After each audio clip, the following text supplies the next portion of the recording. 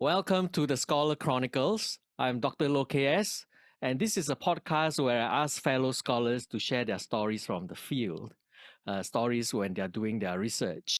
And I think these stories are extremely interesting because they often shed light on important questions in research, such as what motivates scholars? Why are they in the research in the first place? What are their struggles and successes in the field? And what can scholars do in their social role, which is quite a big question mark these days. Very happy to have with me today two of my good friends in academia, Stephen Dobbs and Ernest Koh. Hi guys, how are you? Yeah, good. Thanks. Good. Thanks, Kathleen. Excellent. Thank you. Hi, Kasing. Thanks for having us. Great, thanks. It's we are recording on a Friday, so happy Friday. And this is really the inaugural episode of the Scholar Chronicles. So I guess we'll be feeling our way around. But I think, I've known you from the days in Perth, in Australia, and we often share these stories, and like all scholars, we share these stories over beers, over meals, and so on. But we never really share them over a podcast. And the idea here is to kind of say something about our research and the relationship between our research and society by way of these stories. So there are some similarities between me and Stephen and Ernest in that we all work on Singapore.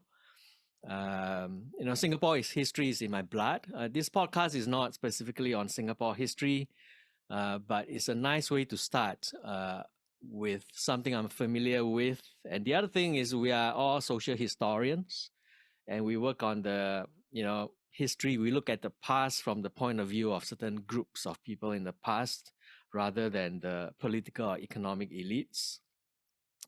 So we have a lot of these common experiences working in the field in Singapore. The other thing I think is that we have also worked together, right? Our first project was on trying to get access, right, to the archives and trying to. Stephen is laughing now, and Stephen was one of the first people I thought of, and to my surprise, he agreed to participate in the project. And then later on, Ernest came on to talk about, I think, mostly the oral history work that he was doing. And this came out as the Makers and Keepers of Singapore History, first as a journal issue, and then as a book of essays. And then subsequently, we did this very interesting conference in Singapore at ISIS called Oral History in Southeast Asia, a very memorable conference, which became a book edited volume some years later on after a delay. So the three of us are all oral historians as well, and we believe, in speaking to people in the voice of history. So to speak, Steve has written a few books. The main book that I always talk about when I discussing social history of Singapore is the Singapore River book, A Social History, all the way from the beginning to when the Singapore River was cleaned up and then really transformed into a entertainment and commercial tourist area. Ernest has written a few books as well. The one I reviewed was the Singapore Stories Language Class and the Chinese of Singapore. And so the other thing here is the time frame for this book is after independence, right? So I think the three of us also share this interest in the history of Singapore in the post-colonial period, which many historians of Singapore do not do. I also like the idea that, Ernest was talking about language and class, right? Which is not very well developed in Singapore history. Ernest got a new book coming out, which I found just on his profile page. When is it coming out? Maids and Modernity, right? Yes, it's been a work in progress for a while. It's been delayed by other projects and by teaching, but hopefully within the next year or so, I'll have the manuscript complete. And I've been working on that for, what's it looking like now? About 5, maybe 6 years. I want to talk about that because I was recently asked to do a small project on the we don't like they don't like to use the word maids, right? They want to use the word domestic workers, but I guess alliteration is practical here in this sense. It's also intent. A lot of people Yeah, use them as maids rather than domestic yeah, workers, and it's just that it feels better to call them foreign domestic workers as a sort of bureaucratic category. yeah. I know, I agree with you on that. Mm. So just kind of to frame what we'll be kind of discussing today and the things that our stories will touch on. I think a few things. First is in Singapore, there's been a long neglect of history, right? Since independence, and we were always seeking to look forward, and that the idea of looking backward to our past, which was very complicated, didn't appeal to our leaders until the 1980s. And then in the 1990s, we came out of this thing called the Singapore Story, right? Which is also Lee Kuan Yew's title of his memoir, uh, From Third World to First. And of course, this has really been synonymous with what Singapore history is to many people in Singapore. And so it's not surprising if, today you say you want to do research on Singapore history, and someone will tell you, when you ask them for help, right, that they will give you a magazine to say, this is what we published some years ago, this is a souvenir magazine, and this is Singapore history, right? This is the idea of history. So there's not a real understanding of They what... did that, Kassing, they did that years ago when I first started, doing the PhD research for what became the Singapore River book, because I remember going into the archive and I started asking questions of people, and the first thing they did was point me to their own publication, which was a photo book with like little excerpts of quotes from some oral history work that had been done with the last of the Lightermen, right? And they go, "Oh yeah, we've done kind of past you this book," and I was kind of like, "Yeah, okay, I'm aiming to do something a bit different here, a bit more thorough, I guess, or something, So yeah." Yeah. So I think that shows a lack of understanding of what history is, and the kind of questions that drive us, right? Mm. And the depth, the sources that we also need to get our hands on. And that is the other question that we've all considered before, the question of access to archives, to interviewees, to sources that enable us to write any kind of history at all. So, and I think finally, the question of what is social history in the context of Singapore history? What is the relationship between the Maids and the Singapore River, the Lightermen, and in my case, the Kampong dwellers? What is the relationship between these groups of people that we are studying and the official Singapore history narrative? So maybe, Stephen, this idea of working on the Singapore River, right? Yep. What were people at all interested in what you were doing when you told them in Singapore, when you came to Singapore to do the field work, whether they were actually interested in what you were doing? I think it's fair to say that most of the kind of official contacts I had, right? So when I tried to make contact with the Port Authority or other authorities, essentially they showed very little interest. Okay, and in many cases, so for example, I was in Singapore for 12 months or just a little over, doing the field work for that project back in early 90s. And basically, it was almost 8 months before I got at a response from, say, the Port Authority. So I was there for a very long time without having, and I wrote numerous letters on, because I was lucky enough to get an office at ICES, right? So there were a couple of people there who were interested in what I was doing. Of course, there were some nice people there who were interested. But overall, no. And so I eventually did. And I remember I could go back and dig the letters out, actually, because I found some of these just when we were talking about this project. I went and looked in some of the old boxes that I've got stored in my office. And I've got copies of all the letters from that period. But I wrote several letters over the course of those 8 months to the Port Authority. And it was only really sort of very late in the piece. And I wrote a letter saying, look, it's really sad that nobody from the Port Authority, given that, the river was such a central part of Singapore's port, blah, blah, blah. I did that kind of appeal on it. And then all of a sudden, on the back of that, I get a letter, a message saying, look, we can organise for you to meet with this. I guess it was I'm not going to name anybody. I could go and look the names up from the letters, but it was a public relations type person. And so I remember going and having a meeting with this person, and basically he had somebody there taking notes through the meeting, and he apologised for that and said, I hope you realise I have to take notes during the meeting so that there's no misunderstandings about what's said and so on. But he did open the door for me, right, to get onto the wharf. He nudged that door open for me. And so I was then able to make contact with the remnants of the lighterage industry, which were operating out of Pasir Panjang. But across the board, it was pretty much that. I remember the National Museum responding to my request to go and see if they had any maps or other early documents and things that might be useful. And I remember them responding by saying, oh, we're sorry, Dr. Dobbs, or Mr. Dobbs at the time, we really don't have, it's a private library, and we really don't have anything that would be of use to you. And it was only later when, I met somebody I'm sure we both know, Skander Maiden. I actually bumped into him, or somebody put me in touch with him from somebody I met one day working in the archive, and then Skander basically opened the door for me, and I was able to go in and look at maps and journal collections and other things that there was stuff of interest there, photographs and other things. Yeah, but my experiences, Class Sing, of the research and the kind of like what appeals to doing this type of research, they also go back to my kind of like honours year, right?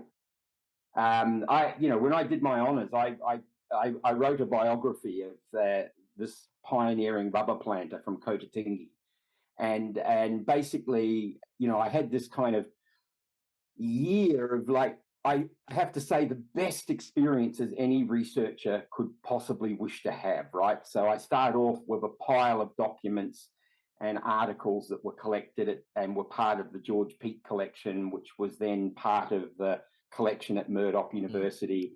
And there were little things I found there, and I wrote off. So I wrote off to Kew Gardens, for example, and said, look, I'm writing about this person, I'm researching this person.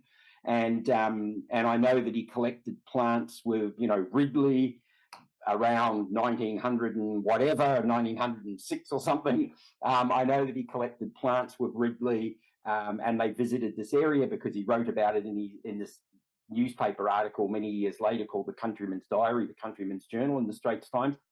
And this was an honours year, right? So I wrote to Kew Gardens and I said, I just wonder if you would have anything there, if, what the process might be. And I wasn't really expecting anything. And I did explain that it was an honours project, so I only had a year to work on it. And literally, it was a couple of months or so went by, but I got home one day and there was this package there. And it was like dozens of photocopied pages from the journal, Ridley's journals, basically documenting this plant hunting trip where he did a sort of a whole pocket biography of this, Tuan Jack. So it was extraordinary stuff like that. I wrote dozens of letters using the kind of the London phone books and major cities of England. I've spent time here sitting in an archive looking at the phone books, or a library looking at the phone books, getting all the Ledukes out of, the name of this person, and then writing to say, look, I'm doing this project. And so I wrote all these letters. It wasn't email. I wrote all these letters.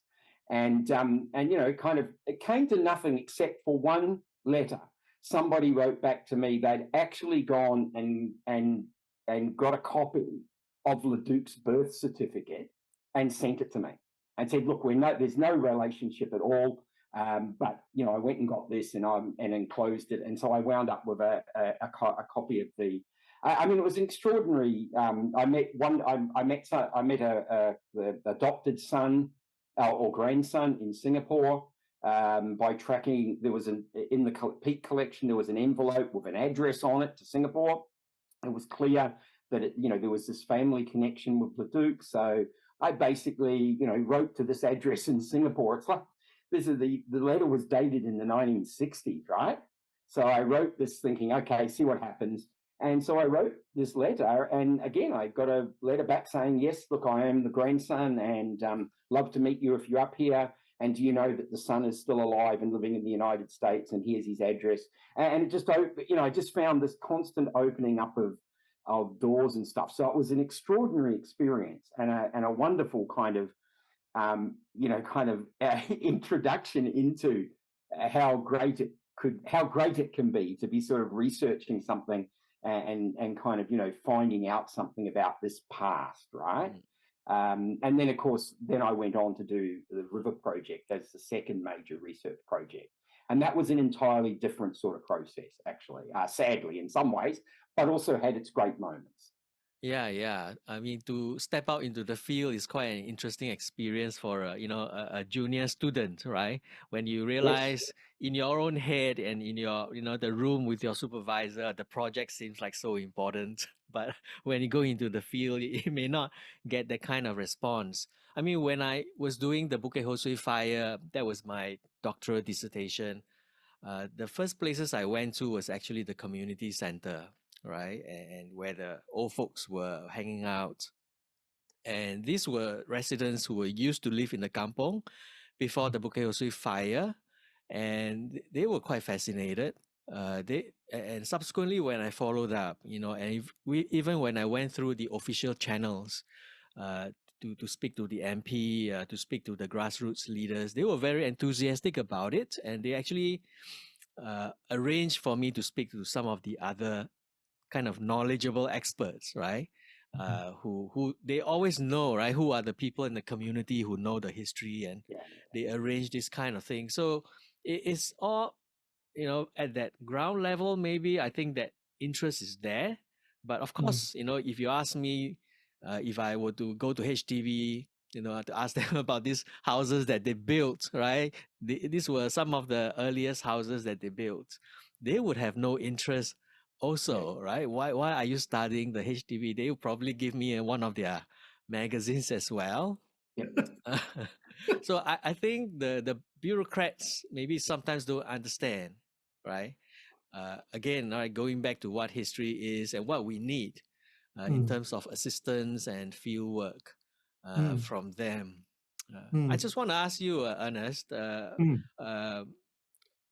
so when your work was on language and class of the Chinese, how did you go about that research, and who were the kind of gatekeepers that you approached? Well, I mean, in terms of just looking for people to talk to me, I think I was quite fortunate because it was a time when Facebook was first invented when I started my PhD. So it didn't have all of the sort of the baggage that it has right now, with all the advertising, all of the fake news, and all of the what we in Australia here call the cookers, which is people who just are conspiracy theorists and say that the government is out to wipe our minds and insert 5G chips in all of us. It had nothing in all of that. So Facebook was a place where people went to play sort of Scrabble, and they delayed writing their thesis and all of that. They spent all this time on it, but they also used it to establish networks. And so there were these very early Facebook groups formed by middle-aged people who just wanted to get in touch with their school friends and so on after having been out of touch for a long time. And in Singapore, I think, as you know, there's not a tradition like you find in the US where people who graduate at the same time stay in touch and then they get class reunions. So people lose touch with each other most of the time. So I was able to sort of ride on that and just look for a few different Facebook groups and communities. I wasn't trying to do a quantitative sample, but I just wanted a good spread of people who could talk about, the use of language in their families and how it had impacted the sort of different life choices that they made as they were growing up in hindsight. And so I think in my case, it was certainly the right place at the right time. Now, if I was starting the project now, I'd probably approach it a bit differently. It certainly wouldn't be using Facebook that much. Although there will probably be other ways of forming networks and reaching out to people. The point that you made earlier on, though, about the bureaucrats not understanding and sort of getting in touch with people on the ground. I mean, I agree with you. Although sometimes, of course, it does depend on the bureaucrat themselves. I mean, some people, they do have instinctively, they do have a sense of what you're trying to do, and they can see the value, even if they're trying to be helpful by giving you sort of a manual or their published histories. Quite often in that casual conversation, they'll also say, "Hey, I know somebody that you might be interested in talking to." So, in one of my other books on the Second World War, Diaspora War, that was how, if I sort of went around asking different people, I would get tips in that sort of way. They wouldn't say, "Oh, why are you writing another book on the Second World War?" They would say, "Oh, who else might know a little bit about this, story of Singaporeans who travel overseas to fight? Oh, you should really talk to this journalist." And then the journalists, of course, bring their own sort of networks with them as well. So I would say that if you're watching this and you're thinking, how do I get in touch with people? Don't be completely turned off by bureaucrats, because you never know what they'll say. It's worth asking, even if the answer is disappointing. 9 times out of 10, you might still get a useful response that points you in the right direction. Yeah, of course. So just for context, right? When Ernest was doing the PhD, Stephen was the supervisor at the time. Did Stephen's experience rub off on you? A little bit. I think I'm mindful. Now you're on the spot, Ernest. Stephen was saying that I should not be talking about him as my supervisor, because he was probably worried about what I was going to say. But I only have nice things to say about my supervision. So the reality is, when I came into the project, I had no idea what oral history was. So yes, he had a massive influence in how I approach my topic. So when I did history at university as an undergraduate, I did it for fun because it was something that I enjoyed when I was younger.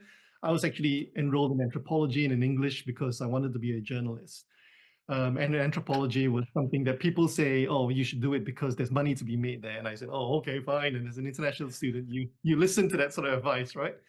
So anthropology didn't really sort of rub off on me, but it introduced me to this idea of interviewing people, of ethnography, of talking to people. And I think I always kept part of that at the back of my mind. So after I finished my honors and I sort of applied to do my PhD with Stephen and 2 other supervisors, one a sociolinguist by the name of Ann Powell and another political scientist by the name of David Boschier, which will give you a sense of how difficult I was to manage as an individual. You need 3 supervisors. But when Stephen said, "Oh, well, why don't you start interviewing people and sort of build your thesis around people's experiences of how they use language at home and how it changes them at work, or how it determines their what they experience at work."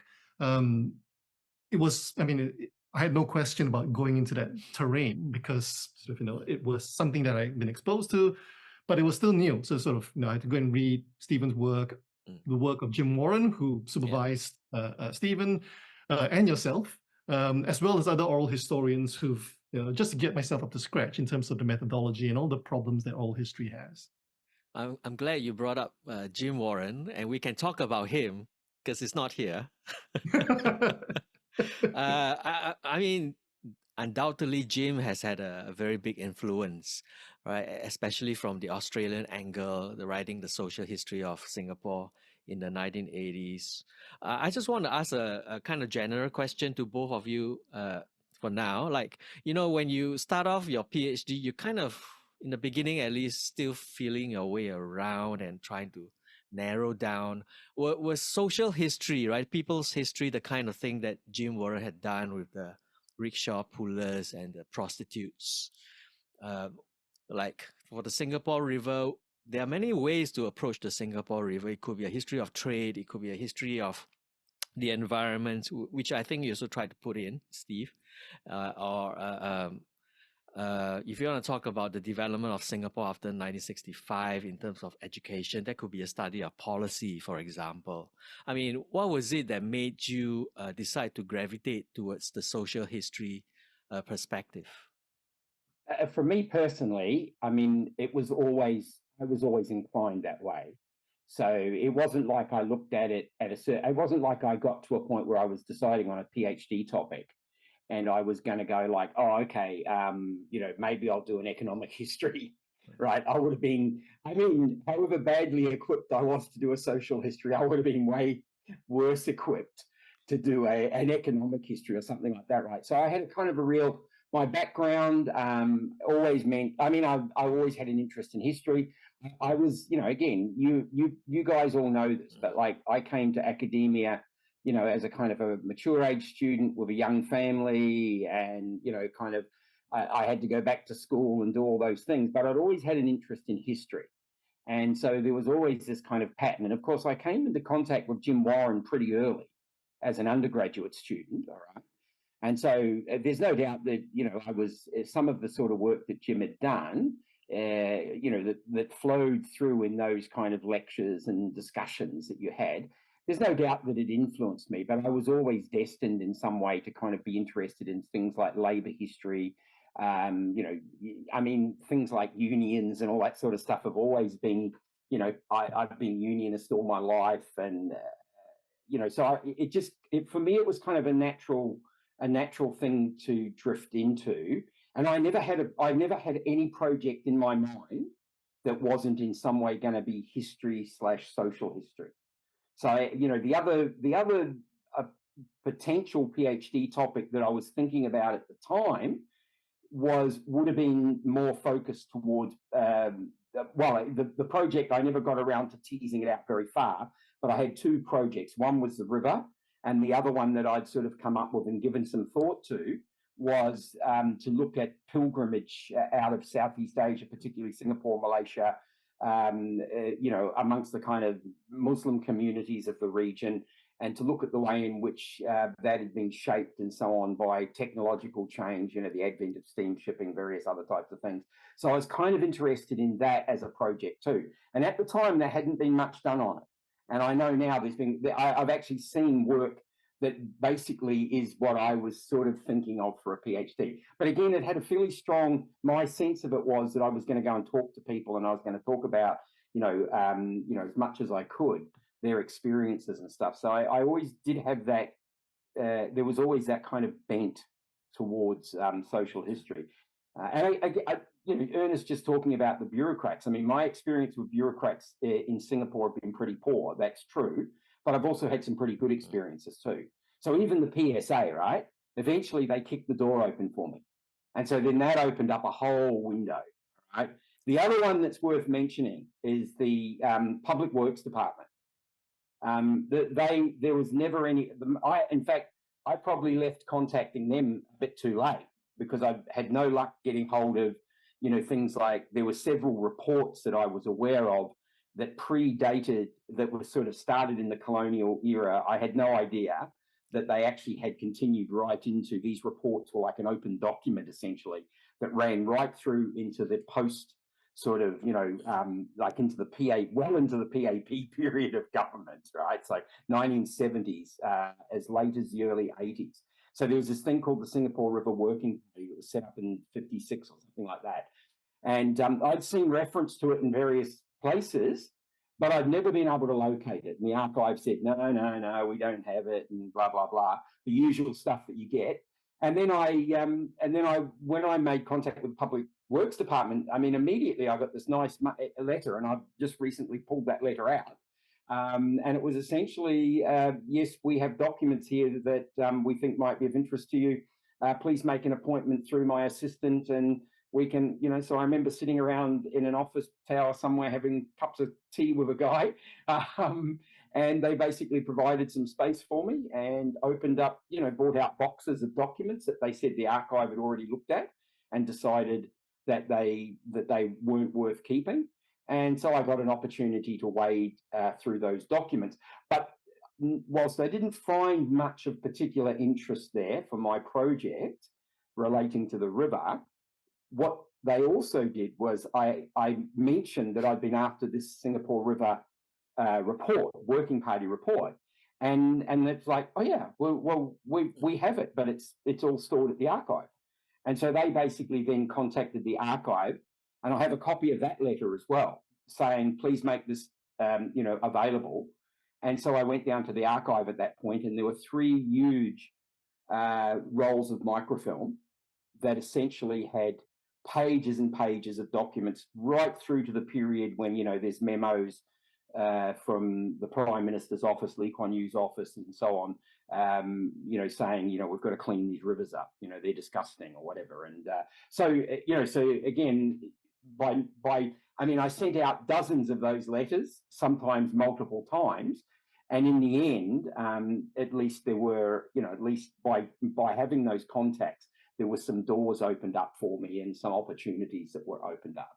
I think the other thing that you can't ignore in Singapore is that at all kinds of different levels, the bureaucrats, it depends on the bureaucrat you're dealing with. If the person you wind up dealing with is right at the top of the kind of the bureaucratic tree, in a sense, they might feel empowered to make a decision. And if you get lucky with that, fine. The experience of going into the archive and trying to access a file that was from the British archive or the kind of the Australian National Archive, and having a person at the front desk tell you can't copy it because it's top secret stamped on it, even though it was bought from the Australian archive or the British archive.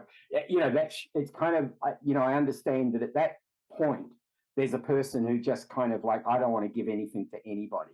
So I think especially working in Singapore, there is that kind of like levels of, kind of bureaucracy that if you get the right person, it can be very successful. If you get the kind of wrong person, then they're either kind of not sure of what they should do, or they're actually afraid, perhaps in some cases, if they're really low level. And so they kind of immediately put the shutters up and it's like, no, nothing. Did Jim have any input on the social history approach? I mean, did he, for example, ask you to look at the coroner's records? Endlessly. Jim, I mean, look, Jim, I'm a huge fan of Jim's work, right? And I even though I teach in Asian studies, I make my students read several chapters from, the Rickshaw Cooley book, and also from the Aku Koryuki-san book. I love those works. I think they're extraordinarily good pieces of, Singapore colonial history that also has a focus on the sort of the non-European, the people who really were doing the work of imperialism and colonialism, or underwriting how it operated just by their enterprise and hard work and so on. So Jim had a huge influence in that regard. Although, Jim gave me names of people. Oh, you need to talk to this person because, they'll be really helpful. And those people often were not helpful to me at all. They were basically people who were, I wasn't Jim Warren, right? They were helpful to Jim, right? Yeah, they were helpful to Jim, but they weren't helpful to me. And they were polite, usually. They were polite, but they weren't actually offering me anything. Okay, so, and again, I wasn't expecting people to do my work for me, but they weren't offering me anything. You know what I mean? It was like, there was that. And also, I think Jim overestimated, because of his own great success with the coroner's records, right? So, like, he had this kind of like, and the way Jim told it to students, undergraduate students, it seems like such an extraordinary moment, and it was when he discovered these records in the, in the bottom of a courthouse somewhere. I mean, it's a great moment. It's like me finding a package sent to me in Australia from Kew Gardens with a bill inside it. They sent it to me knowing that I was on a short time frame, and they just trusted me to pay the bill. Right? They trusted me to send them the £5 or whatever it was at the time for the photocopying. And so Jim had that kind of. So he would often suggest doing things that they just were impossible. So I remember one example was, he said, "Oh, you really need to contact the insurance companies because they'll think this will give you insights into the accidents and it's like, really, Jim, I expect that my insurance company won't give out information about me. Okay? And there's a big difference between 60-year-old coroner's records and older, and records that are probably, that may only be, 10 years, 25 years, and their insurance records. They're gonna, so there were things like that, right? That weren't, I guess it helped me to think about it more in ways that I might not have. And by the way, I did try contacting some of those organizations, writing letters to them, and the responses were exactly as I expected. We're really sorry, but we've got nothing that could help you. And that, or, reading between the lines, we're really sorry, we won't help you because this would be classified personal information or something like that, right? So, you're not a hacker, you can't get our information. So Jim had a huge influence on it, right? No question about it. And I'm eternally grateful for Jim's kind of efforts on my behalf. Just in terms of his skills, but also his, when Jim said to me, your PhD's ready, it was like passing my PhD. You know what I mean? It was like it had already gone out to examiners. I had that moment of like, oh, yes, because I was really confident that if Jim said it's ready, it's ready. I had that kind of confidence in Jim. And so, but yeah, there's, Steve Dobbs and Jim Warren. That's right. The use of coroner's records, which are, state kind of inquisition records, go back to medieval Europe, I think, if I'm not wrong, by the French historians, the social historians. And in the Singapore context, I don't think it's really caught on. I think Brenda Yeo used them for a book on municipal Singapore. I use them a little bit. There's one or two. There's one or two historians in Australia who have also used them for on things like looking at the Chinese community on the gold fields and things like that, right? So they've also from that proposed slightly different ways of framing some of those histories as well, thinking about the shared experience rather than the them and us kind of histories of the white miners versus the Chinese miners, because the coroner's records would seem to suggest that there was much more of a shared experience, even though there was still, from time to time, these kind of, terrible events of anti-Chinese riots or whatever. But for the most part, even those histories. And so the coroner's records, they can really throw light on things. But I'm going to assume as well, Karsing, that in the context of Singapore, nobody's going to give you coroner's records for the years from 1965 onwards. Oh, no. Yeah. Rest my case. In the Bukit Ho Swee fire, there were 4 people who died during the fire. And of course, one of the first thing, being a nice Asian student, right, of Jim, I asked the department to give me access, and they said no. What they gave me was a master list, which had the list of names of people who died, chronologically, right? So I was able to find the 4 of them, right? But it only had things like the age and the address and things like that. Yeah. So even those in the pre-war period are extremely difficult to get hold of these days and to get access to. Yeah. So that is a useful. But didn't they destroy a lot of them, Karsing? Didn't they destroy a lot of the? No, they are all digitized. They've all been digitized. They digitized. They're all there. They're all there, I think. Okay, right. Okay. Yeah. Because Jim Warren has all of them on microfilm. And I think he donated a whole bunch of them to an archive in the Philippines, from what I understand. A lot of his work that he collected, or the material that he collected for the Aku and Koryuki-san book, are now in the Philippines. Ateneo, right? Is that Ateneo? I'm not too sure, but that's last I heard from a producer of one of a documentary that on his book, that they had to go to the Philippines to recover, to access all of these sources, because Jim had told him that they're all now being held at, I can't remember which university now, but the university library has now got them, and the collection's sort of named after him as well. Right. Okay, Ernest, sorry to have neglected you. No, not at all. I'm enjoying Stephen's stories here. That's But the I mean, problem. no, I mean, Get so the beer out. the social history question, right? Yeah. I mean, becoming a social historian. Well, I mean, I think there are two parts to that. Two parts to that answer. The first is that, you know, growing up, that's always been a part of, you know, what it's been like in our household. We're less interested in sort of.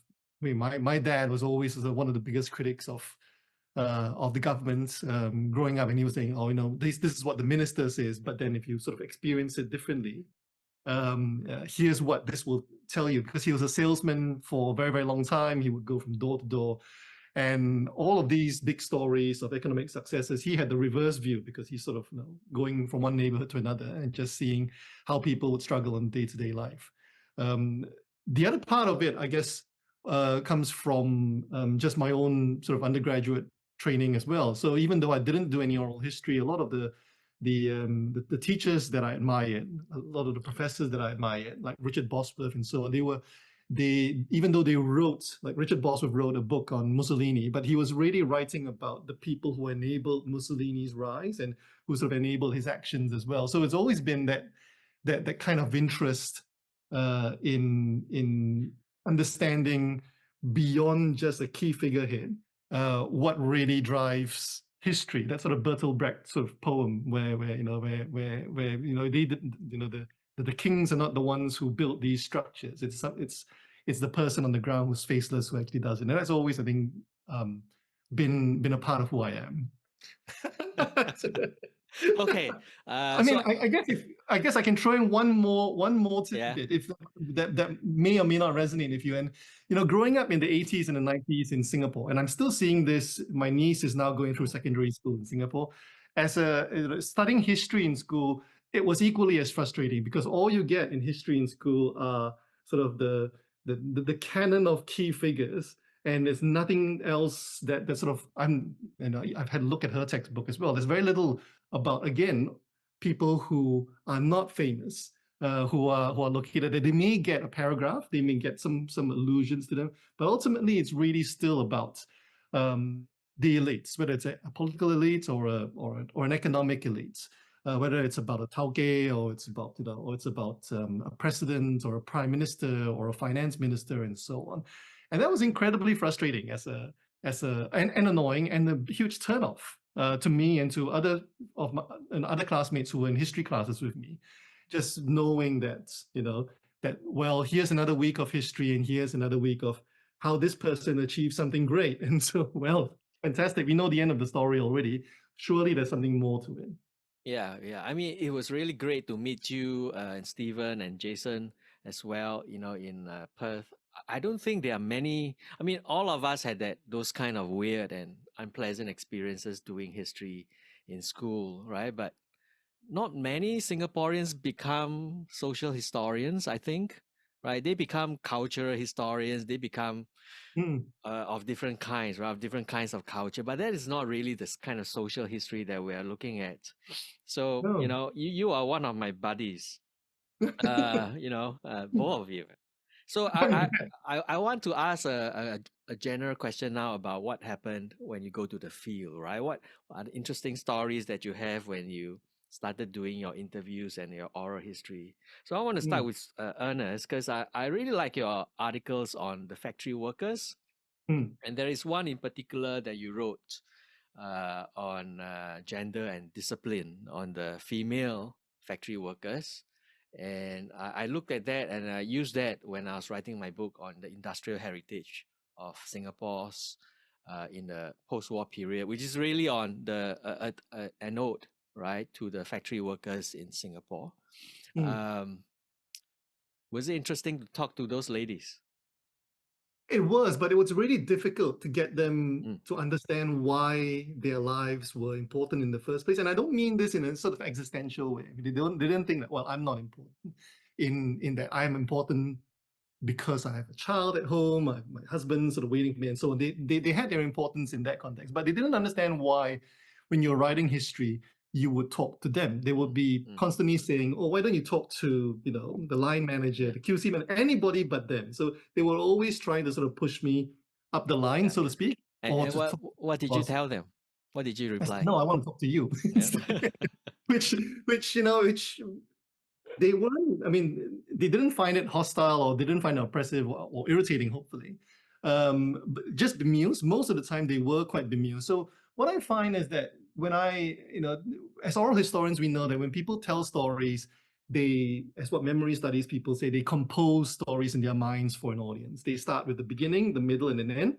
And they feel like, okay, I want you to get this moral of the story through the story that I'm going to narrate to you. So their stories come out obeying certain kinds of tropes. But with interviewing factory workers, because they didn't have time to compose their life stories, they had this random sort of, back then 20-year-old sort of Chinese male coming to them and say, "Hey, tell me about your daily life."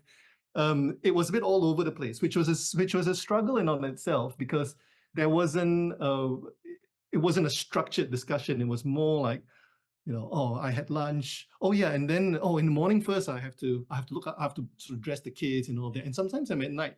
If I'm on a night shift, my husband has to take over. So the stories would jump all over the place, which was great because you could sort of see it organically telling me, and therefore informing the research, just the messiness of everyday life, that it's not sort of brilliantly well managed, that many of the women who were working on the factories had to cope with a lot of competing demands in their time. Yeah. Were you also working in a factory at the time? No, not at the time. So I worked in a factory previously. So before I did my national service, when I was 16, after I finished my O-levels and I was waiting for my results, my first job was literally working in a factory in Apple Computer in Ang Mo Kio Industrial Park 1. So that's where I first saw this other side in terms of, we had factory workers in our families. My auntie all worked in factories, but then being in their workplace with them was a very different experience. I wasn't on the line. I was sort of doing other things in the receiving section. But then watching them march in sort of at 7:45 in a huge busload every morning, and then watching the previous shift coming out, going to the same buses that had taken the next one. There was just something sort of mesmerizing about seeing all of that. It happened like clockwork. So that got me the idea of, when I became a social historian, well, what about sort of, the factory workers that actually sort of, are the lifeblood of Singapore's export-oriented industrialization strategy. You can have all the managers and ministers, but these are the people who are literally making the things on the ground. Yeah, I was always comparing my work with yours, when I was writing the book. And, it kind of seemed to me that the workers I spoke to were a lot more cheerful. They were a lot more optimistic about their experiences. They told me, the thing that shocked me in the beginning was they love to work. Right, and this was not a film made by the media, right? This is what they were telling me with their enthusiasm and their feeling. And the other thing I compared, with your work was, how the hell did Ernest get them to tell him about their sex lives, about sex on the line, right? How did that happen? Just getting people to gossip. I think it's once you build rapport with people, people talk about, as long as it's about other people, it's not about themselves. They've always got a story to share and tell. I like the line that you had, just bringing you back a little bit earlier about the cheerfulness. I think I'm interested to know what sort of factory was it in terms of garments. The garments factory. So it's really interesting because certainly when you deal in my own work, when I've interviewed people in sort of Motorola and all of that, there is that sort of, I think maybe the ambience helps. It does make you feel like, oh, I'm at work, it's fine. But then when you talk to people who work in fishball factories, it's completely different.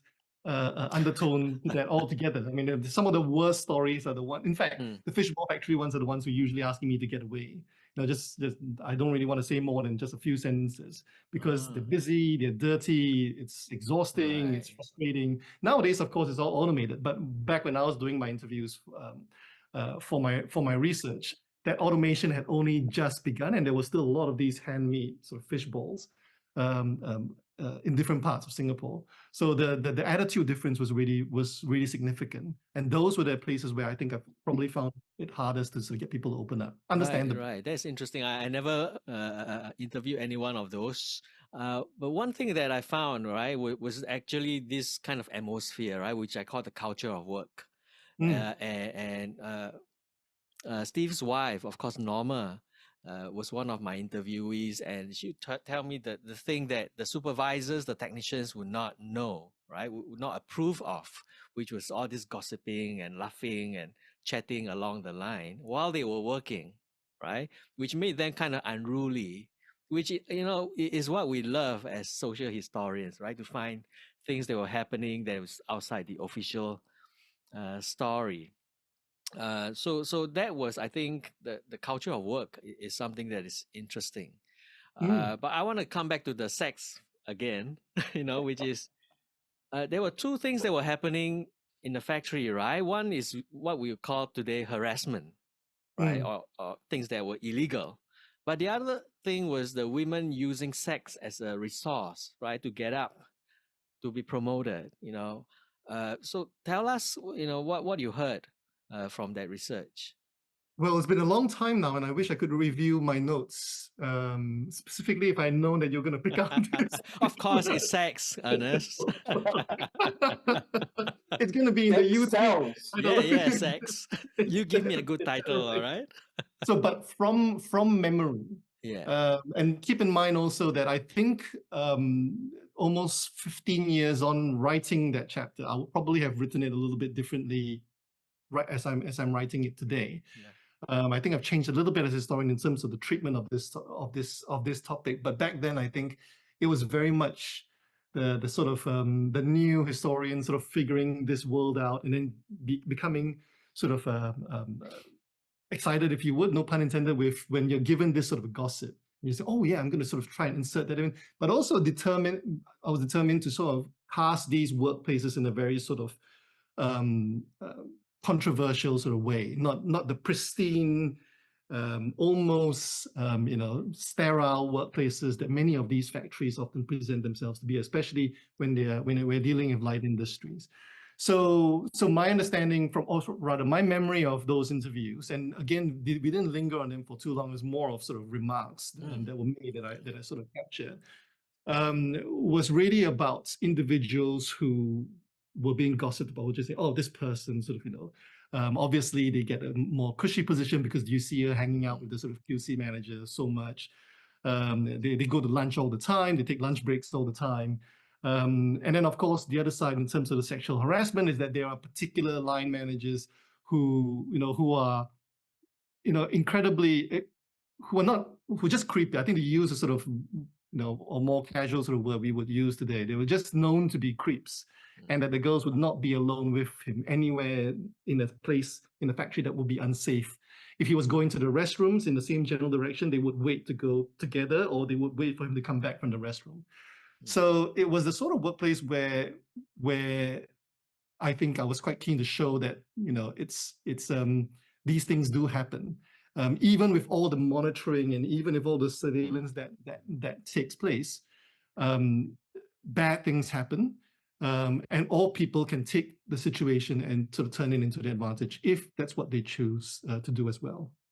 So was this mostly third person or first person statements? It was mostly third person from memory. I think occasionally there was in terms of the harassment, there were remarks on the first person. It was more of a comment along the lines of, oh, that, let's not talk about that guy. Oh, that guy's very weird. They would make those remarks sometimes, in using sort of Hokkien turns of phrases or Mandarin or or in Singlish, and they would just, and I would get what they were trying to suggest, that, this person is very, or they would make a body reaction, like they would say, oh, this person is very eager, like this, and I would know, so this person gave them the creeps.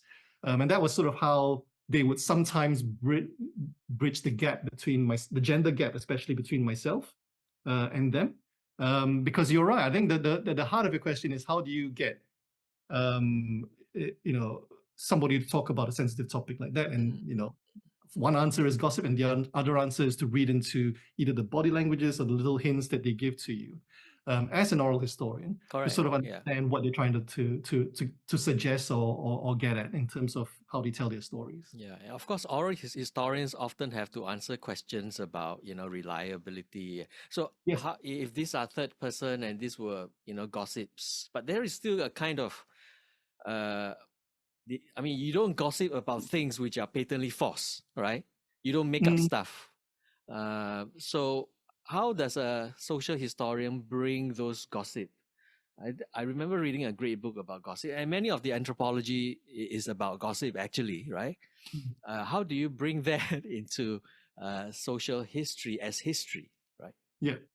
Well, I think there's no silver bullet, but I think at the base level, I think if you look at contextually in terms of the circumstantial evidence, there are reports of sexual harassment, sexual assault in Singapore's factories right through 60s, 70s, 80s, and 90s, which makes perfect sense. Once you have Singaporean and then Malaysian and later on mainland Chinese women being, essentially, the main demographic of factories, in terms of a factory workforce, that sort of rise in sexual assault, sexual harassment does make sense. So I think through context, you can sort of establish that, it's not unlikely that this is going to happen.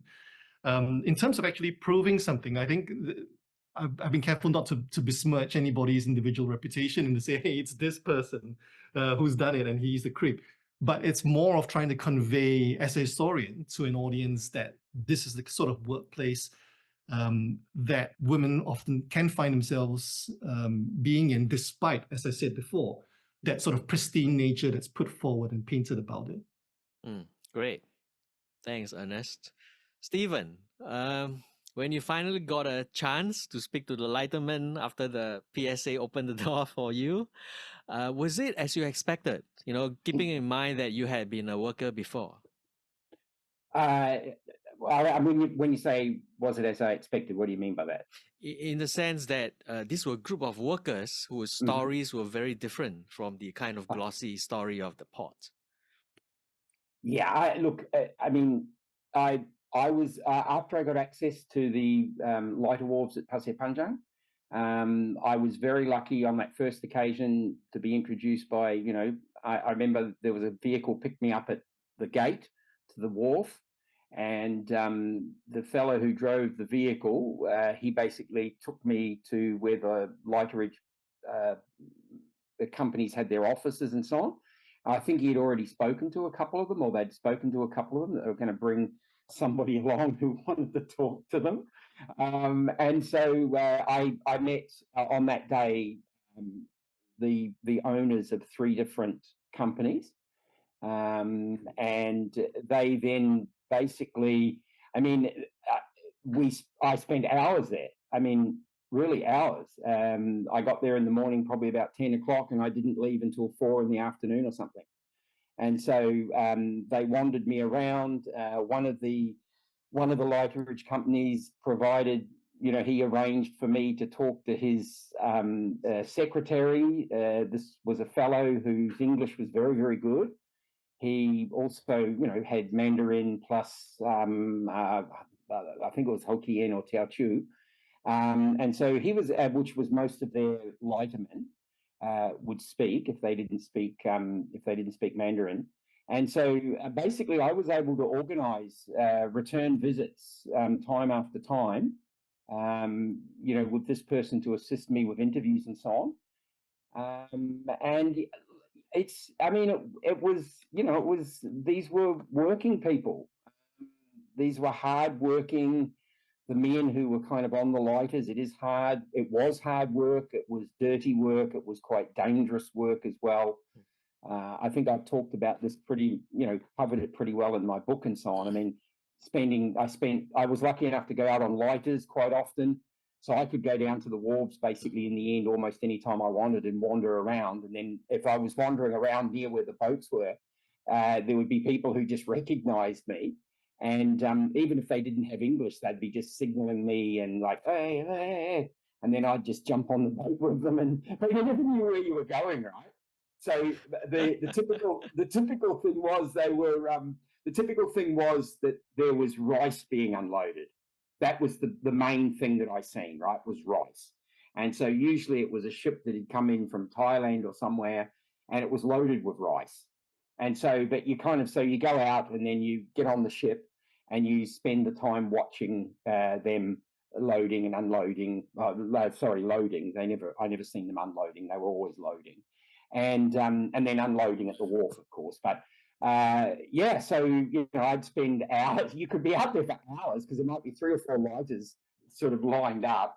And then so you'd wind up being, oh man, I only wanted to be half a day, but it's going to be 7 o'clock before I finish here today, So, it was a lot of fun. It was a lot of fun. It was hard. I was mostly, I could have some basic conversation with some of the people with English or a bit of Malay as well. So I could have a bit of conversation, but if I didn't have somebody with me, then it was pretty difficult to kind of do any really serious. I could observe what they were doing, but I couldn't really ask many questions. But again, the people talked about things. I was surprised. Ernest said about talking about other people. So there was quite a bit of that. Like, so when they talked about what it was like before, some of the older ones, right? Because that was the key thing. The older lightermen that I did get to talk to had actually worked on the river at some point. And so, it was kind of, they would talk about things like, what did they do? I would ask, what did they do when they weren't working? And, so there'd be discussions about storytellers and various other sorts of things. And then, there'd be the odd mention of, there were, some of the guys or some of the lightermen used to, they used to visit because they weren't married, and they used to visit prostitutes and things like that. There was those sorts of conversations. I wasn't doing the translation of it, right? But the kinds of conversation, it always seemed like it was framed as somebody else doing it. So, yeah, look, my experiences with, my first experience of the oral history was, again, with the Tuan Jack thing. I went up to Kota Tinggi. I took my niece, who was at the time, 14 or 15. And so I took my niece with me because I'd been told that that Tuan Jack's old cook and his family, who he'd left his dusun to when he passed away, I was told they were still living there. And so I just made the effort. I just said, okay, I'm going up there. I'm going to take a day. I'm going up there. And so we went up, and sure enough, I actually found the dusun up near Kota Tinggi, and made a kind of an entrance. And then all of a sudden, we were just swamped with people. Relatives and people were being called, and they were coming. And so we were sitting around under this kind of, it's a raised up house. And we were sitting around underneath, lots of corrugated iron, and it was just torrential rain, absolutely torrential rain.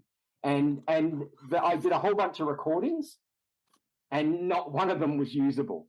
They were just not usable because the noise of the rain just completely drowned out all the other. Again, I took notes as well, right?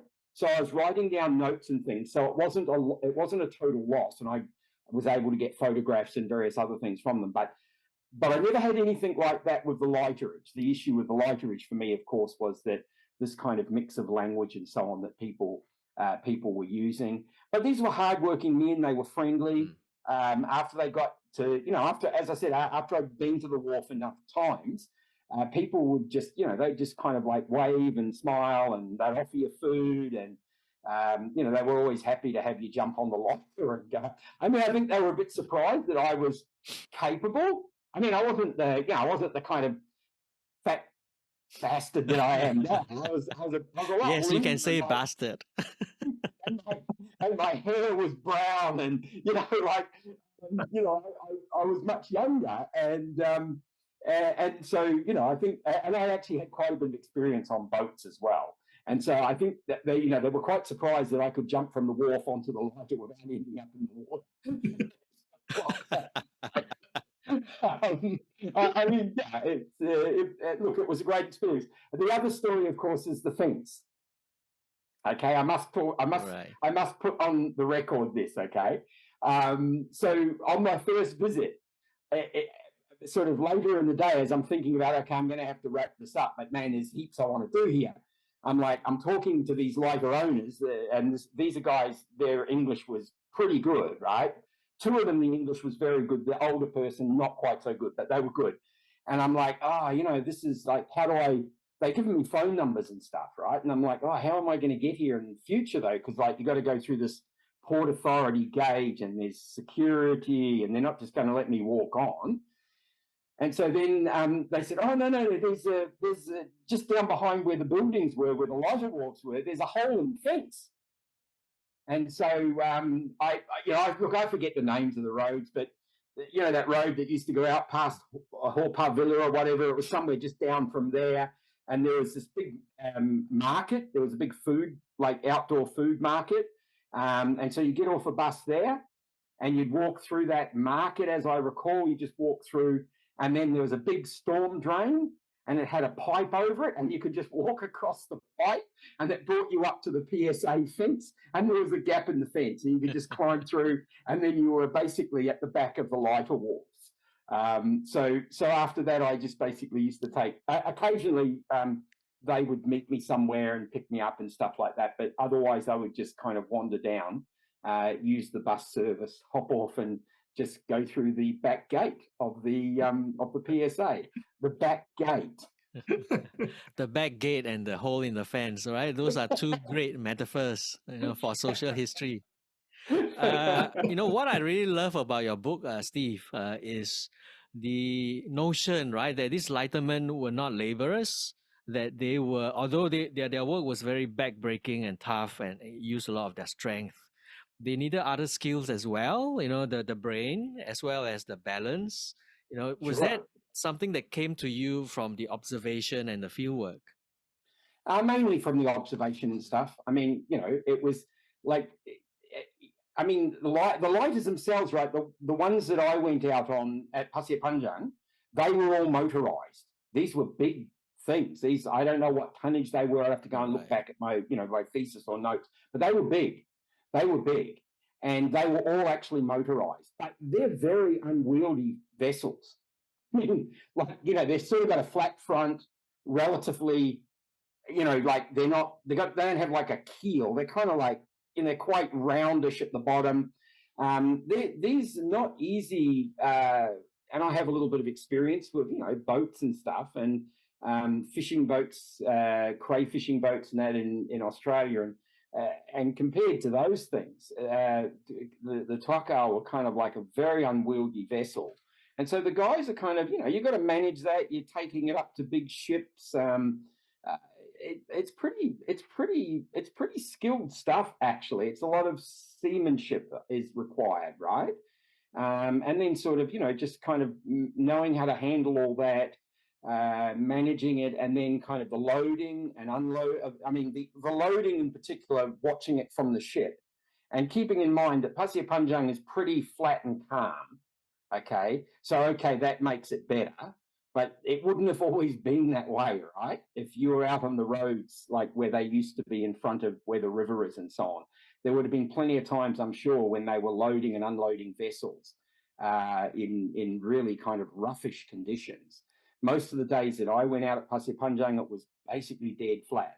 But even so, there's still movement. There's always movement on the ocean. And with the type of vessels, the kind of like the movement of stuff, the hauling over of several tons of rice in bags and then sort of lowering it. It's extraordinarily, it's definitely heavy and dirty, but it also does require, skill around the whole, like seamanship, but also the kind of like, just knowing how to just knowing how to stack things so that you don't tip the damn thing over, like, I mean, it kind of looks obvious when you're watching someone do it, but it's, if you kind of, it doesn't take much, you don't need much imagination to sort of see the potential risks that are there, right? So, yeah, look, these are kind of like, these are people who, for the most part, amongst the older people that I talk to, these are people who had virtually probably no education, in terms of a formal kind of education. But they were people who, kind of had done something for a very long time and basically, knew how to play, knew how to do it. Yeah. So I would say, I would call it skilled work. I would call it skilled work. I mean, if that had dumped me there and said, here, take this lighter out, and it would have been like, you would have hit every boat between where you left and the boat, the ship that you were going to, you would have hit every single one of them. It was a lot of fun. It was a lot of fun actually, down on the wharf. It wasn't necessarily advancing the thesis very much, by the way. I mean, I spent days down there where really nothing happened that was ever going to appear in the thesis or anything like that. But it was, so it was kind of like wandering around, looking at what people were doing, going out and spending a day out on the boat, and then think, oh my God, I wish I could just go back and drink a beer or something. But I'm stuck out here now until it would be pretty impolite for me to ask them to take me back to shore. You should bring your beer on the lighter. I had on the boat. Sometimes people would offer me drinks, right? So that did happen. Crew on the ship, because I'd be standing there and they'd be offering me, drinks and alcohol and stuff. I mean, no, it's all right, man. I mean, when you're jumping around on moving things, it's not you don't want to be a drunk. good idea, Ernest. Steve, I mean, this was the tail end of the history of the, lighterage industry. And, in relation to what Ernest was saying just now about people being puzzled, why you want to speak to them about the history, right? Which should be written by others. Were the Lightermen keen to speak to you? Were they almost, because of that they could kind of see that their day was coming to an end, right? How was their response when you say you wanted to speak to them? Very positive. Actually, very positive. And I think I think I do write about this in the book at some point, but I mean in the introduction or something, but or in the forward. I mean the response I got was immediately positive. I mean, I think at one level and I certainly talk about this, they seen themselves as having been kind of a central part of Singapore's kind of, wealth story, I guess, if you like, or its success story. They seen themselves as having been a significant part of that.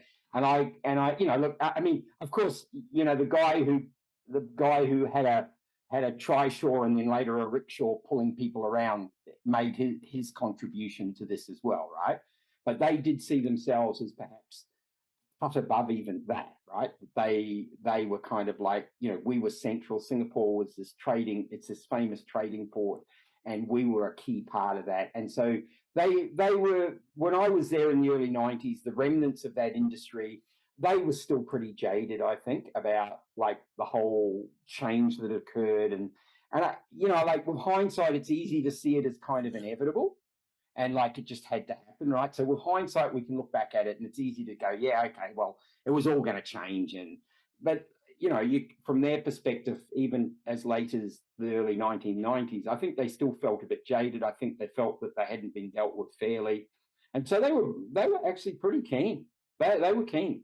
And they were, the owners were really helpful in trying to set me up to talk to other people, right? So the people who still owned the remnants of the businesses, they were very keen to like, yes, okay, we can organise for you to talk to, I've got 5 Lightermen. They're not all here, but, we can organise for you to come and talk to them. And yeah. So, and then the Lightermen seemed quite happy to sit around chatting to me. So yeah, there was no kind of, I think they did feel, I mean, there was probably that thing about why you a little bit to begin with, but it wasn't like they were unhappy about it. It was kind of like, why? But okay, great. We'd love to talk about it. Yeah. So I think look, like even I'd probably be puzzled, right? Like in some way, if I was, them, I'd be puzzled about why is it of any interest to. I remember one of the questions, and again, this is from the people who kind of were better educated and so on, like within that group, right? So it would be like, but who's funding you? Like, who pays for this? And it was kind of like, I'm basically funded by a university in Australia. So Australia's paying for this. It was that kind of response, right? So they were a little bit intrigued, I think. They probably, I understand that they wouldn't have understood, the kind of way universities work and the way money's given to do research for postgraduate things and so on. Okay, so so they seemed a little bit surprised by that. But a connected story, which is way more telling than the Lightermen. When I was at ICES, and I'm not going to name the director or anyone who was there at the time, but she decided they were going to have these kind of like monthly meetings of all the scholars who were visiting. And look, I'm grateful for ICES for the sponsorship they gave me in the sense of getting me a green card for the year and, kind of providing me with some office space and stuff. All of that was great. It was really helpful. But I remember attending one of these sessions and like they're going around the table with all the researchers introducing themselves. It's like this massive room, right? There's like, I don't know, 20 people. I can't remember the exact numbers. And the director's sitting at the end and so they're going around and you go like, I'm here, I'm from, IMF and I'm basically working with Burma on the development or Myanmar on the development of a stock exchange and, that kind of stuff, right? So it goes around the table and it gets to me and I go, I'm a postgraduate writing a social history of researching a social history of the Singapore River. And the director literally looked straight at me and said, why? Okay. So there you go, right? That was the kind of, whereas the Lightermen were intrigued perhaps by why the Australian government, as they've seen it, would fund the research. But they weren't saying, why are you doing this? It's not worth doing. So, yeah. Great stuff. I just want to ask Ernest, some couple of months ago, I was asked to give a short keynote essay on photography project, art photography on domestic workers, female domestic workers in Singapore. And I went there as a historian and I tried to say something about the history of, of course, I couldn't say anything about the Maids because nothing has been written on it. And I didn't have time to do the research. I instead talked about the historically in Singapore's history, the people who have served as domestic servants, right? The Hainanese boys, the so-called boys, right? And then the Majie, of course, after that. So I'm very pleased, to hear that your book is coming out, and I immediately sent to my friend at home. So that she knows. So tell us a bit about the field work that has been done already, and what the book is about. Well, I mean, it's in a sense, there's very little oral history inside there, partly because it's very difficult to, well, one part of it is that it's actually quite difficult to get people talking about the way they use their maids. And I'm going to use maids here. It's a personal sort of thing. Sure. I'll just use it. You know what I mean? So rather than FDWs and so on. Most of the time, because the best you could get from an interview like that is people justifying it, and as a sort of an economic contribution to the sending country. You'll be giving them a job. They do, and they usually try to paint. Understandably, they try to paint themselves in the best possible light. They may gossip about how somebody else is abusing their mate, but it's not them. They are the best employer ever. The other reason why I didn't want to sort of go and interview the maids directly, apart from the fact that the employers probably wouldn't let you, is because there's actually quite a lot of good oral history work that's been done in the home country. So the Filipino scholars have done oral history projects on maids who've come back from Hong Kong, and they've talked about their own experiences. And contrary to what people would expect, the maids themselves have actually, generated some material through which we can actually read about their experiences. So one of the most famous is a collection of poems and jokes written by Filipino maids who've spent time in Hong Kong.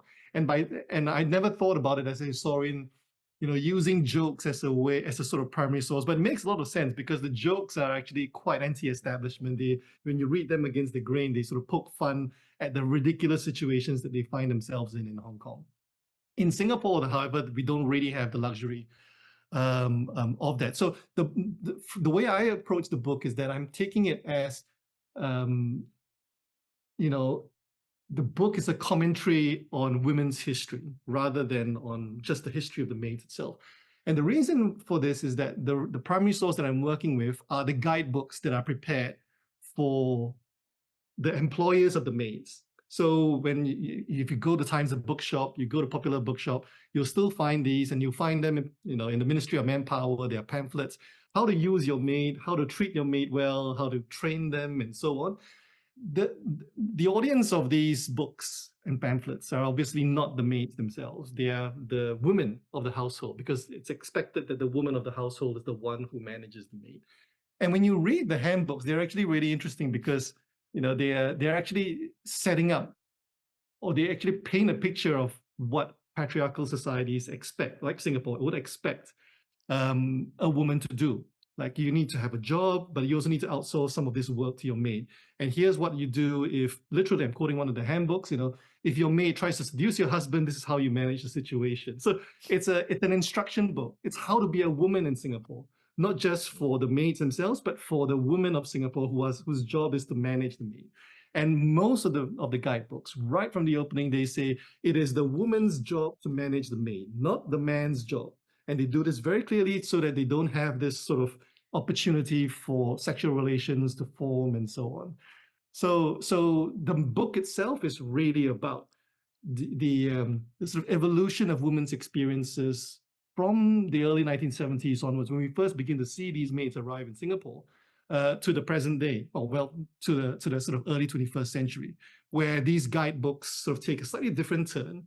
But you can really see the sort of that constant post-colonial expectation of what women should be in Singapore as the country begins to modernize. Yeah, it's almost like this. I don't know if you came across this book, which is on Singapore and actually Darwin, if I'm not wrong, comparing, the empire, right? Women in the empire and domestic servitude. So the idea that this white, at the time, the white mistresses should manage the household, and and that was one of the reasons why the Hainanese men decided that they do not want to work for the Europeans anymore, because they had this woman bossing over them, right? I mean, it's interesting because the lineage that I draw my work from, I mean, there is actually a genre of guidebook in Victorian England that's published, because, being a butler, being a manservant, being a woman servant in Victorian England or Edwardian England, it's a very serious job. You actually sort of, you do it properly. There are things that are expected of you. So the training guide is actually for, the servant themselves. But then, of course, in this particular instance, the one that's informing my book, it's meant for the employer. So that changes the dynamic quite a lot. So it's interesting that you say that about this, the Hainanese men refusing to sort of take instruction from a woman boss. I think you would certainly, I've always thought about, hypothetically, if you had male domestic workers in Singapore instead, how that would completely change sort of, we did. They were called Hainanese boys, but actually they were, not really boys. They were much more mature, than that. Yes, absolutely. I mean, in terms of 1980s and 90s Singapore, if you put male sort of domestic workers in the household instead, how that would change any dynamic, I would bet your bottom dollar that the guidebooks would not say that it's a woman's job to manage the male workers. It would be the dude would have to take charge, and then they would have to look after the household. Yeah. I'll send you a link to the book. Yeah, please do. Yeah. Okay. I just have one last question for the both of you. It's kind of a way to round up, right? Which is, I want to go back again to that question about the Singapore story and social history, the relationship between these two things, and also, all of us, in a sense, were influenced by Jim Warren's work on social history, but we have also kind of look at things in our own way. So, how do you think social history, has evolved since the 1980s from Jim's work and in your work? And, what is the future of social history in Singapore? The big question. It's a huge question. I'll let Stephen answer just since I've just had a long spiel. It's a loaded question, is what it is. And being Jim's student, I think he should do it first. Yeah, I mean, well, there's two Jim students here, okay, and in a way, you're a protege of all of that. So, I mean, I think there is a big difference, right, between like the work Jim did and the work that, say, I did, and what you've done, Ernest and Karseng, right? I mean, primarily, Jim was focused on the pre-independence period. So he really didn't delve into any, and I think this is kind of, when we're talking about like differences in kind of like, people who might help you and why they would help you and so on. I mean, I think one of the big differences was that like you're dealing with quite different time periods. And so in terms of the, like, I think the sort of work that, and I'm not talking about myself at all here, I'm talking about the work that you guys have done and, and some others, people like Jason as well, I guess, to some extent. The work that you've done has, I mean, it fleshes out, okay?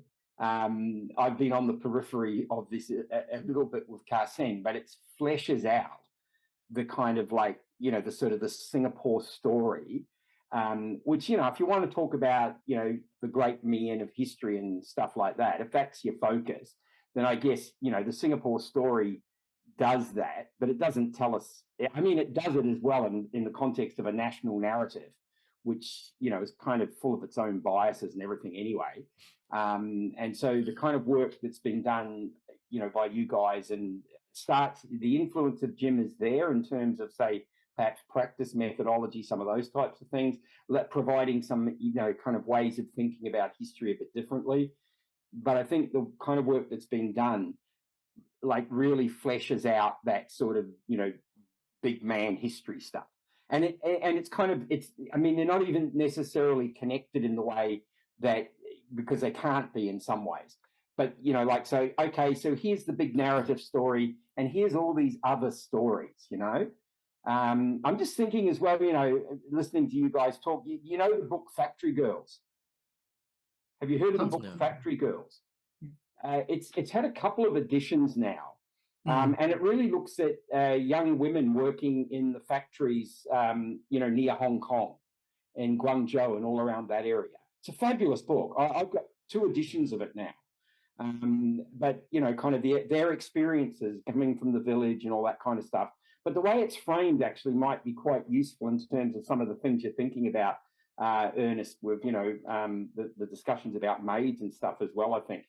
But yeah, so I think, it's like, I don't think Jim's work is actually that significant in the kind of, like, for the work that's been done since. It's kind of, it was something that people have, that other people have gone and built on a bit, and utilized as kind of like there's no doubt at all that it was influential in my own way of thinking about things.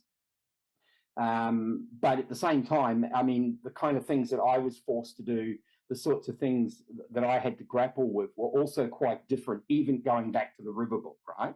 Because the River Book kind of came into that, post, independence period, and the kind of the issues of all of that made it much more complicated, much more difficult to do the kind of research that I wanted to do. Again, I just think that it teases out the story more. I'm not even interested in the Singapore story, right? The kind of official narrative of Singapore. I know all of that stuff. I know Raffles arrived. I know what happened in 1963 and 65, and I know what happened, at other events that period after. It's like, and everybody knows, like, it's fine. So they tend to put, the official history and the kind of the Singapore story history stuff tends to put its own spin on it. I mean, all the time, right? I've got Singaporean students in my courses all the time. And we have these kinds of discussions. We'll talk about something and they'll be like, oh, well, this is what they say, or that's what they say. And I was like, yeah, well, that's one version of what happened, but there's other ways of looking at it and thinking about it. So I think there's a big future for social history. All right, I think there's a big future for it, to be honest, because I think more and more people will be prepared to. And you guys are excellent role models for this, especially you, Karsing, but also you, Ernest. You're excellent role models of Singaporeans who are really kind of prepared to kind of tell this. And I'm not talking here about being, kind of dangerously dissident or anything like that. I'm talking about being prepared to tell the stories that otherwise are not told. And I think you'll see more and more people prepared to do it, and it can only be good.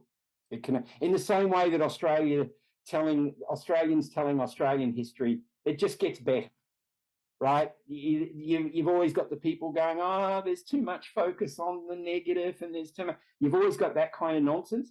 But the more different stories that get told, the better the history gets. The more we know about it, and that's going to be the same. It's exactly the same. I wouldn't say it's the same everywhere, but it's certainly the same with Singapore.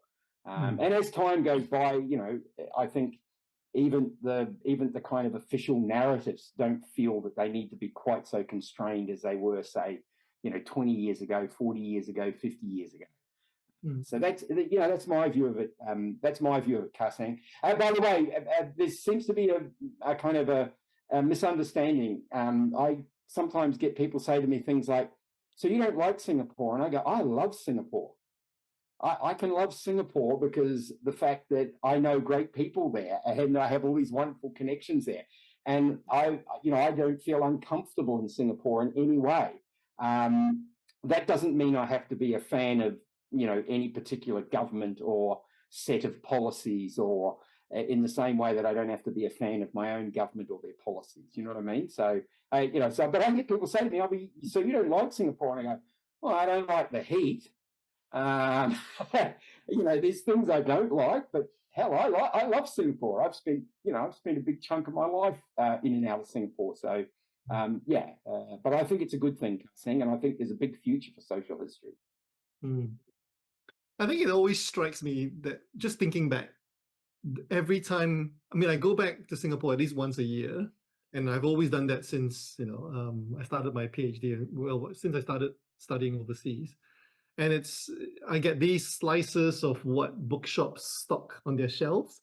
And once a year I go back, and the Singapore section of the bookshelf changes just a little bit. And over time, what I've noticed in places like Times and so on, is that not only does the Singapore section get a little bit bigger, it's also stocked with increasingly different kinds of books. So it's not just there's always the section for, here is this famous minister from the 1970s that you may not have heard about. He set the path of Singapore into its current age or whatever.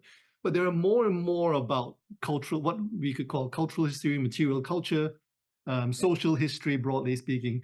And I think that's along with, you'll know better than me in terms of, interest in Singapore heritage, a sort of grassroots interests and the movement that's been going on there for people who want to find out a little bit more about, so again, the people's history, the sort of history on the other side of Singapore. Tells us that, in terms of social history in Singapore, it's been changing quite a lot. It's changed quite a lot since Jim wrote his two works. What I will say is it's a good thing, is that there hasn't been a new kind of Jim character. And this conversation came up because, a colleague of mine was saying, "Hey, who is the new Jim in Singapore? If we wanted to interview somebody, is there like a Jim type character that can go to somebody?" who's changed social history of Singapore so much.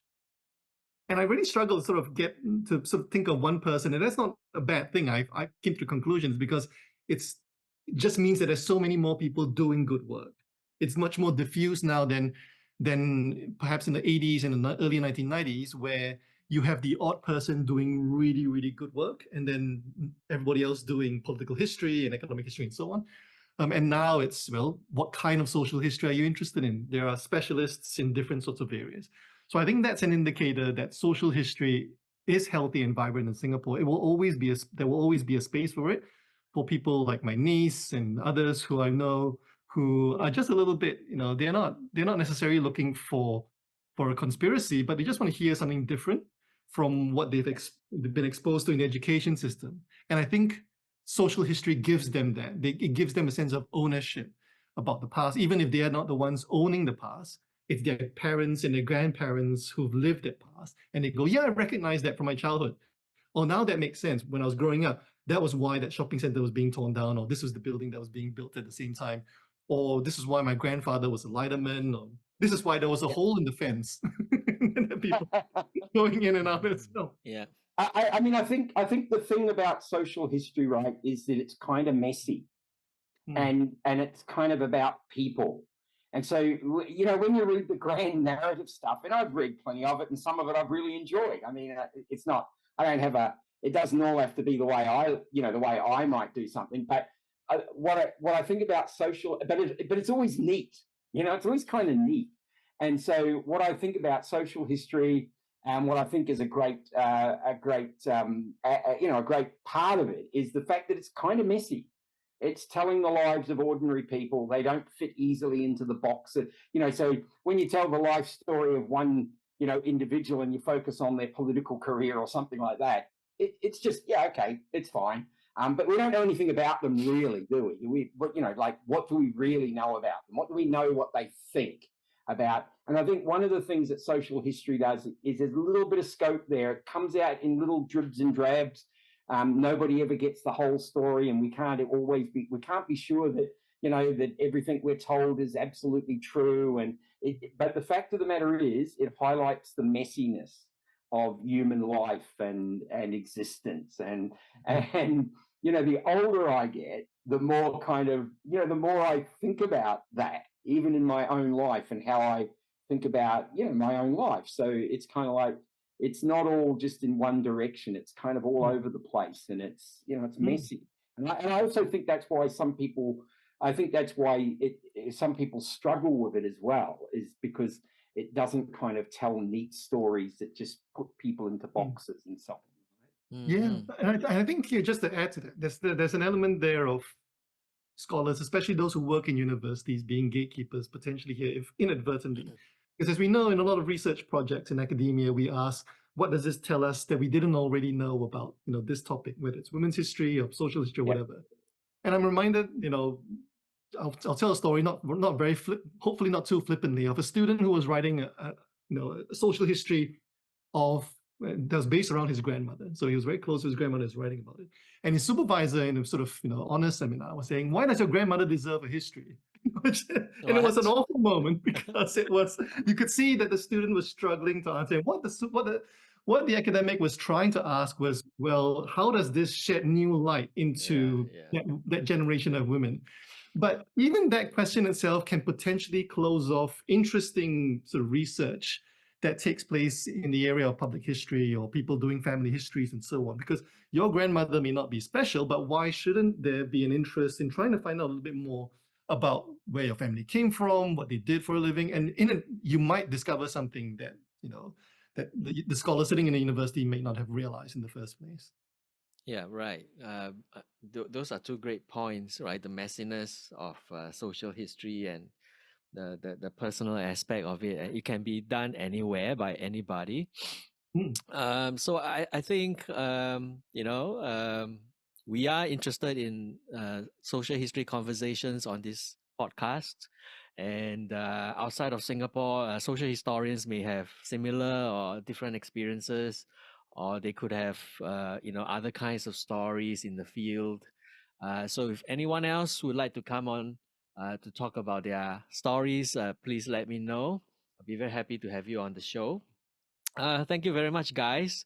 It's been quite draining, actually. Very fun listening to your stories, but I think we have actually only scratched the surface. So a lot more will have to be happening, next time in Perth or in Singapore, and we can have a beer and share more of these stories. Would love to do that again. That's a good idea. Yeah, absolutely. Well, thanks for having us, Kasing. Yeah, it's good, Kasing. Always a pleasure to see you as well, man.